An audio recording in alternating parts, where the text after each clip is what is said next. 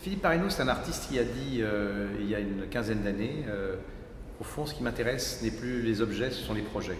Mon grand sujet, c'est de réinventer une exposition et les émotions qui viennent avec une exposition.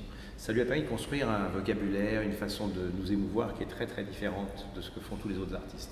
Et cette façon de faire a inspiré tous les artistes de sa génération dans le monde, en Allemagne, aux États-Unis, en Thaïlande. Je pense que j'ai des noms qui me viennent en tête, mais je ne vais pas vous embarrasser avec ces noms-là. Mais simplement vous dire que ça a été quelqu'un qui a été un inspirateur pour toute une génération.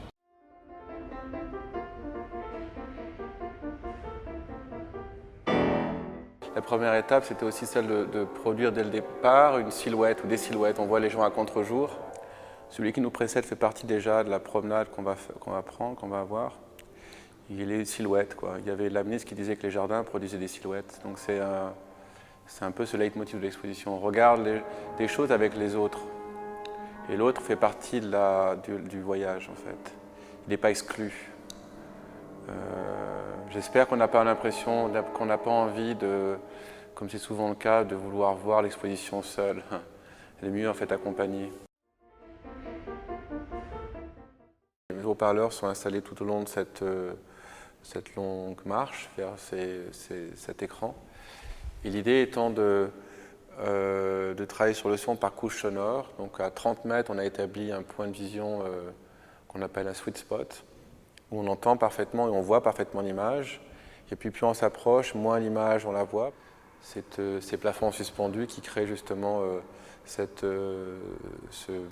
petit voyage sonore dans les artefacts. Donc il a voulu créer des longues lignes d'accompagnement et donc c'était un projet esthétique.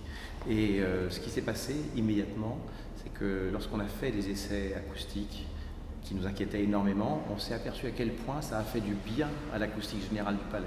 À tel point que les autres artistes qui sont venus depuis nous voir et ça nous disaient est-ce qu'on pourrait le garder, est-ce qu'on pourrait l'avoir aussi, ça nous apporte énormément.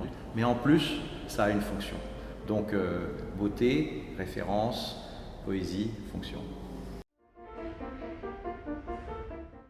L'idée par exemple de montrer Cage, une exposition qu'avait faite Cage et Cunningham en 2002 à New York, c'était aussi ça, c'était de produire une pièce de théâtre dans la pièce de théâtre. Il n'y a pas d'histoire de l'exposition, bah, c'est peut-être important qu'il y en ait une maintenant, quoi. L'histoire de l'art, c'est pas qu'une histoire des objets, c'est aussi une histoire des conversations qui ont alimenté la production de cet objet. Et c'est aussi une histoire des formes et de la manière dont elles apparaissent et disparaissent.